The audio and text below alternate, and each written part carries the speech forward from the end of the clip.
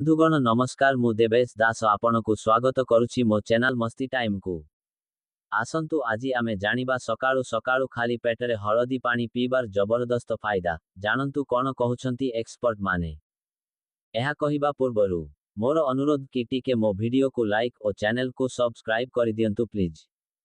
बंधुगण ध्यान दियंतु हळदी जाहाकु आमे रोषेइरे मसला भाबे व्यवहार करू ताहा एक औषधीय गुणसंपन्न उपादान।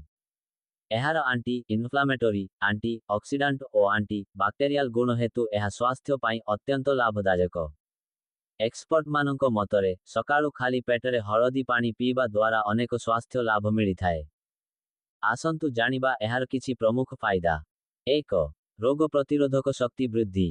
हळदी रे थिबा कर्कुमिन एक शक्तिशाली आंटी ऑक्सीडेंट जहा शरीर रे फ्री रेडिकल्स को नियंत्रण करी रोग प्रतिरोधक शक्ति को मजबूत करे।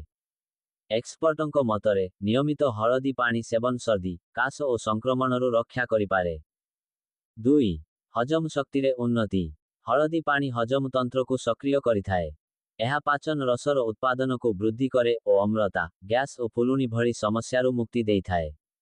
डाक्तरी मत अनुसारे खाली पेटरे हळदी पानी पीबा पेटरे थिबा क्षतिकारक बैक्टेरिया को मध्य नष्ट करे। 3 शरीर रे विषाक्त पदार्थ निष्कासन। हळदी पानी शरीररू विषाक्त पदार्थ बाहर करिबारे सहायक।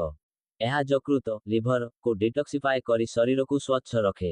एक्सपर्ट माने कहंती जे एहा मेटाबॉलिज्म वृद्धि करे और ओजन नियंत्रण रे मध्य सहायक।